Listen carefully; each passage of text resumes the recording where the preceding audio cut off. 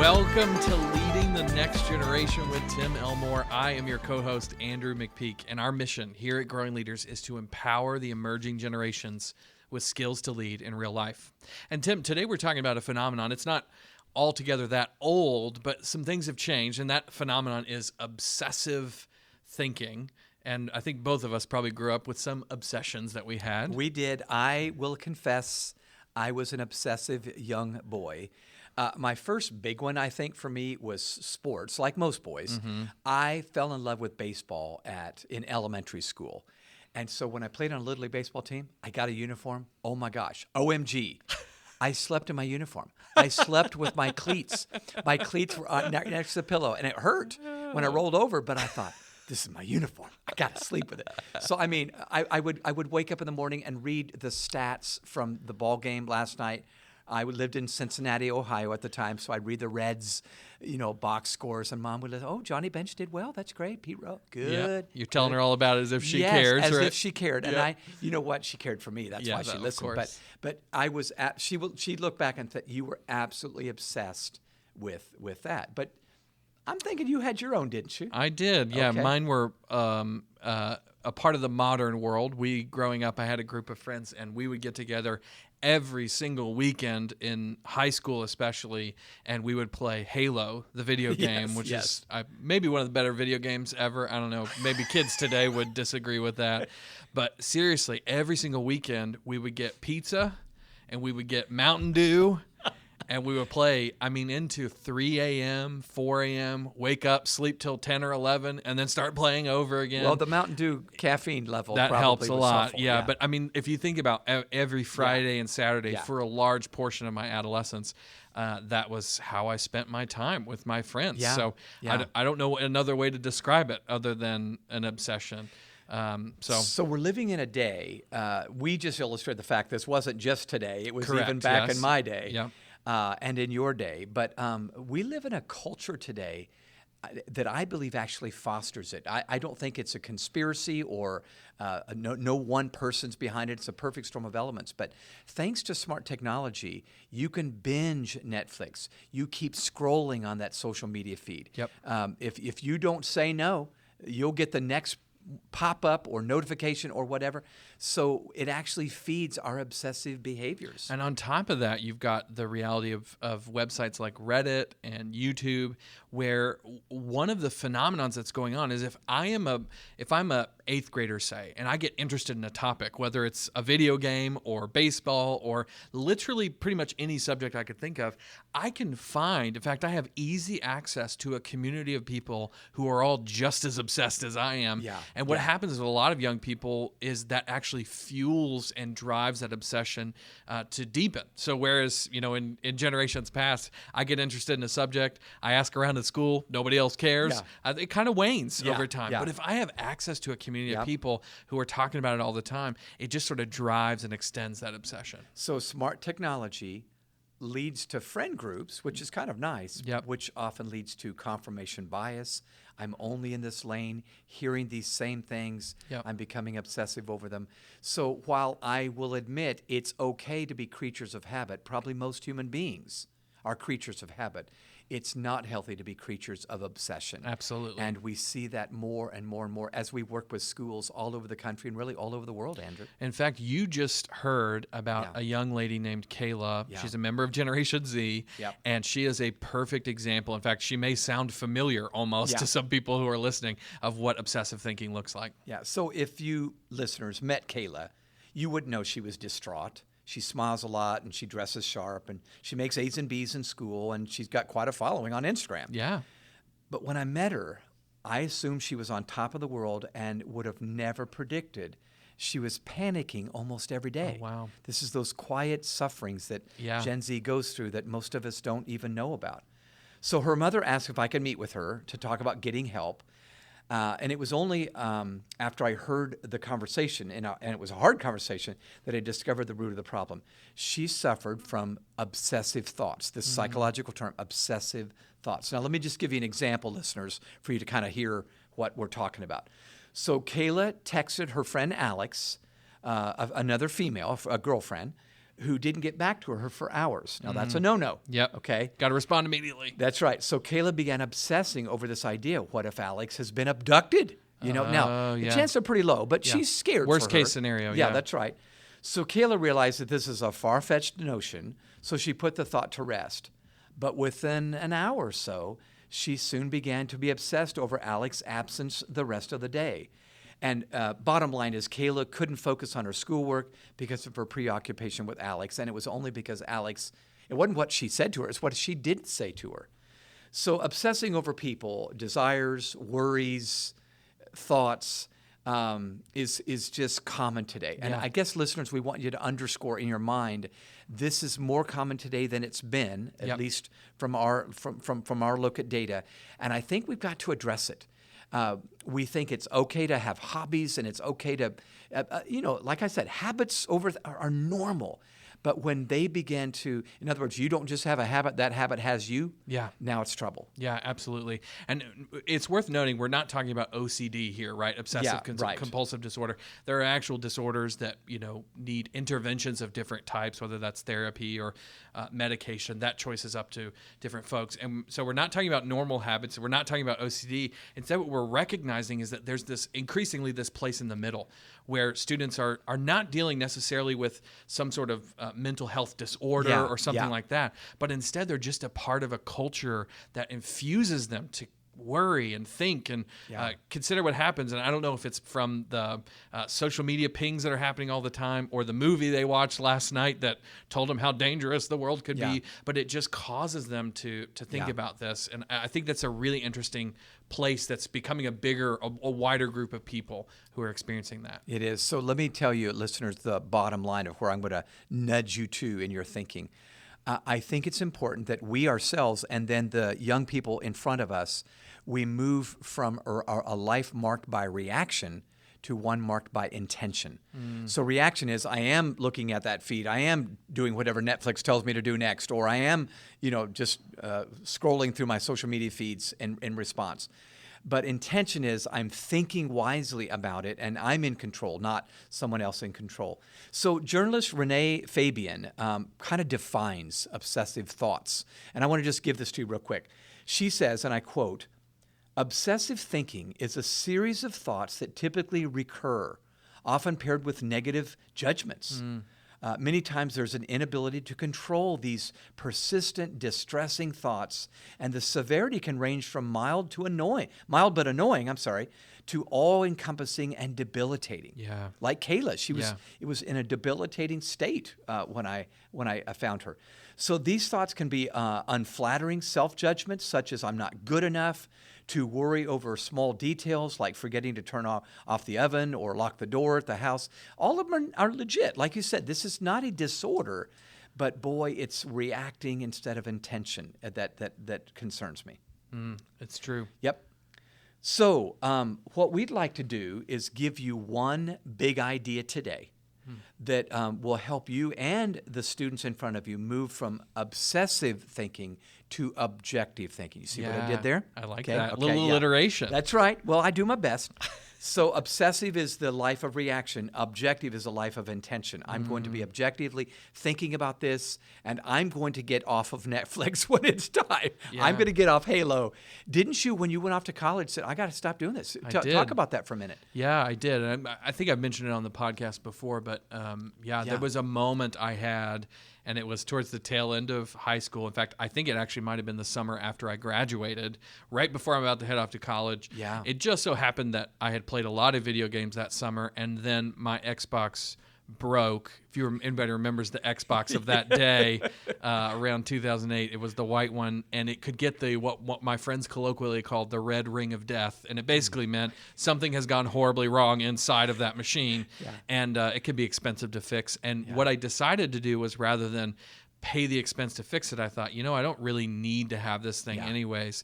And I think as I look back, it was the people around me who helped me see, and probably also looking at a few friends who had not made wise choices, were obsessive, and saying, I don't want to be that, But that was a decision that I made to hopefully be a little bit more objective and go, is this thing that I've been spending so much time on going to help me get where I want to go? And the answer was ultimately no. And you went off to college singing with Dr. King, free at last, free at last. Thank God Almighty, I'm free at last. I will also point out, I played other friends' video game systems in college, but the important thing is I didn't have one of my own in my own room. That's so, right. Yeah. So here's the big idea, listeners. We'll be brief with this, but I want you to really consider how could you apply this big idea. And the idea is a psychological term that I've completely bought into. It's helped me, and it's helped me as I coach students. The term is called psychological distancing. Psychological distancing. So we all know what social distancing is. It's not talking about that. We're not very talking accustomed to about, that. Yes. We're not talking about physically being apart from one another. Quite the opposite. Psychological distancing is the ability to take a step back and reflect on our own circumstances from a more objective perspective outside of ourselves. So Dr. Ethan Kross, PhD, one of the world's leading experts on controlling the conscious mind, says he calls this a type of internal dialogue, a chatter, but it's you chatting with yourself and telling yourself what to do. So don't just listen to yourself, talk to yourself. I love that. Now, a quick example, and I'll be brief, but so many times it felt like during the pandemic and the quarantine season we were in, I'd meet a high school student or even a university student, sometimes Division I athletes in college that were just spiraling downward mentally. And I would say, now, wait a minute, let me talk to you for a minute. And before I would start saying, what you need to do is blah, blah, blah, blah, blah, I would say, if you had your best friend in front of you right now and they were really struggling, what advice would you give them if they were struggling with anxiety or whatever? Well, students always know the right answer. Absolutely. And they'll rattle, well, what I would tell her is blah, blah, blah. And after they get done, I start smiling. I say, now, would you go march into the bathroom, look in the mirror, and give that advice to yourself? That's an example of psychological distancing. And we're simply saying, could we help this Generation Z person in front of us begin to do this? Yeah, and you can see how this would be a great combat to the obsessive thoughts, right?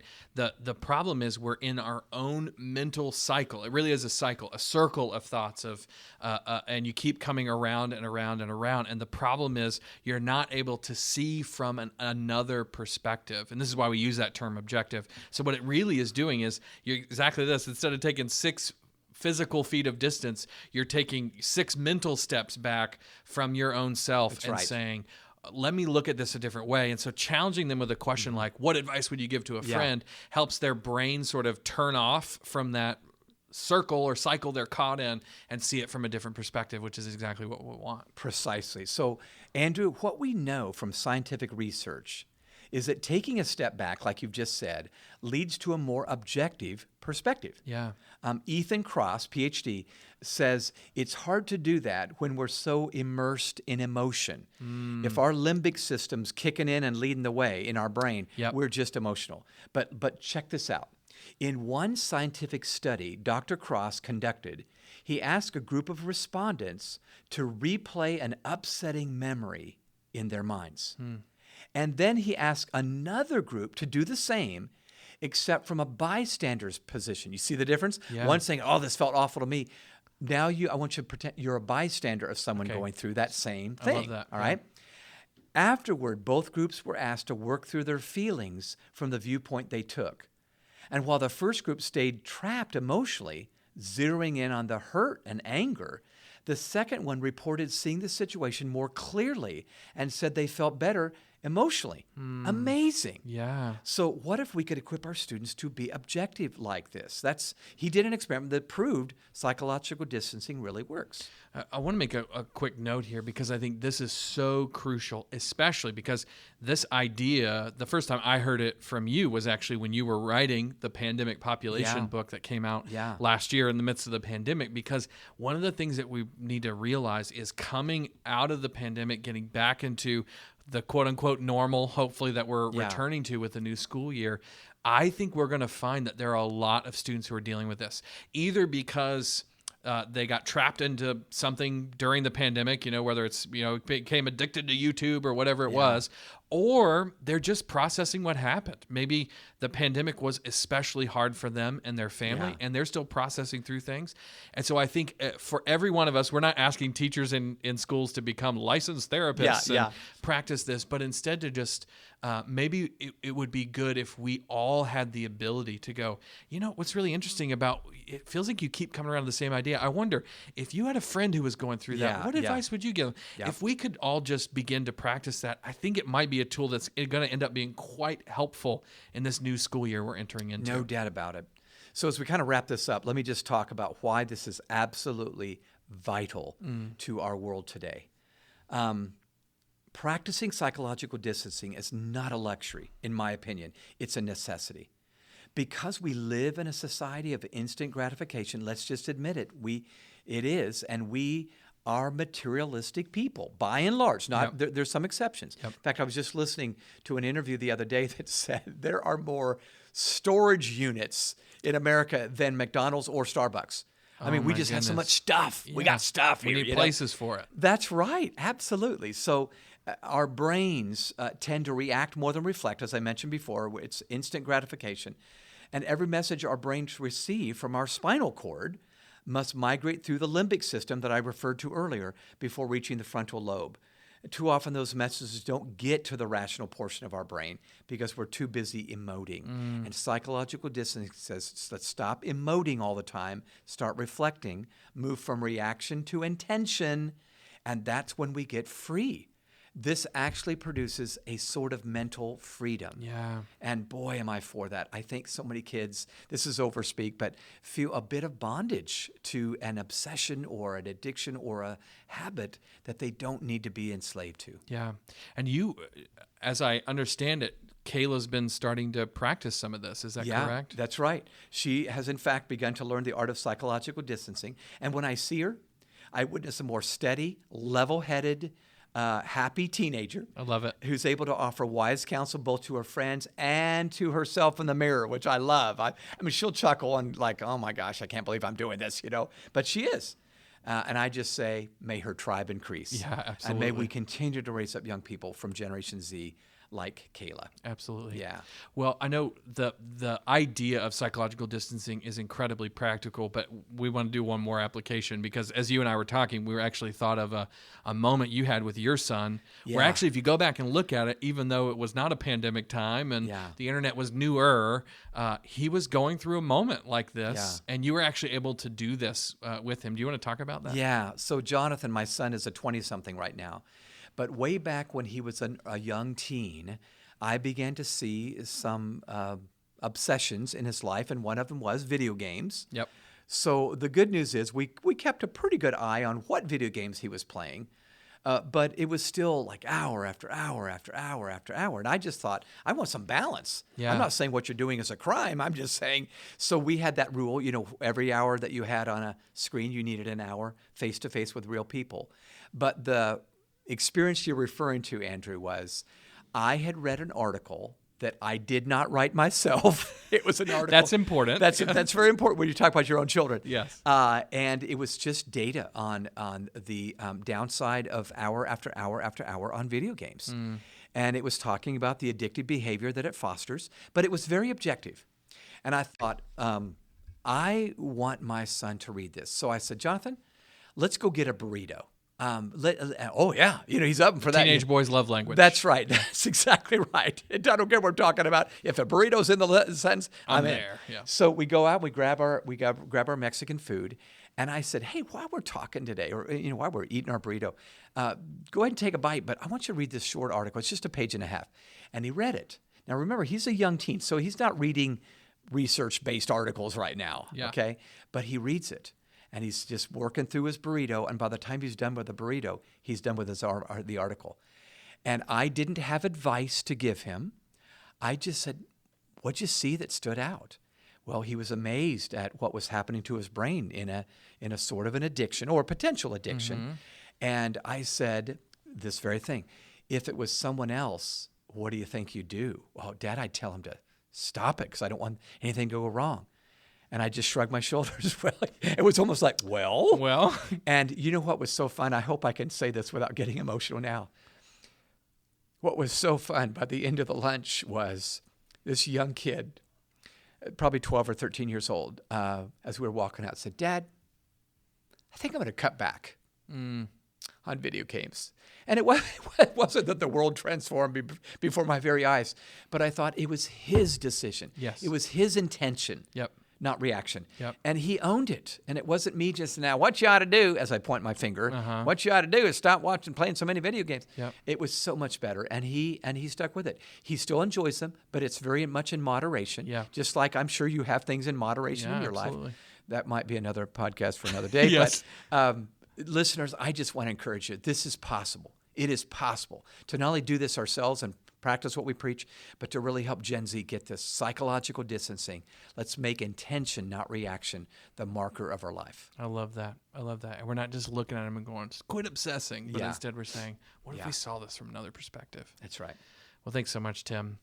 If you are out there and you're looking for ways to have conversations about perspective, and really that's what we've been talking about today, obsessive thinking occurs when you don't have perspective, especially perspective outside of yourself. And perspective taking is one of the sub-competencies of social emotional learning.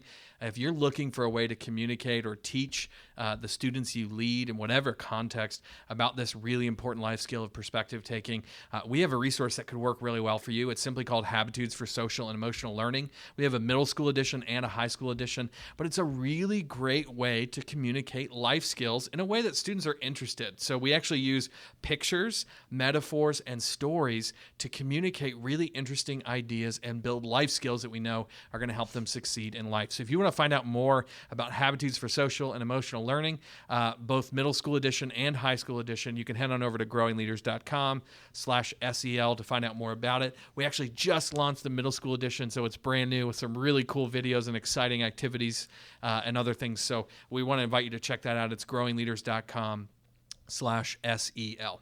Well, as always, if you would rate this podcast, give us 5 stars on iTunes or wherever you get your podcasts. That helps to get the word out about what we're doing here. And then, of course, if you found this helpful and you want to share it with somebody, we invite you to do that. Pass it along to a friend who you think might find it useful or helpful.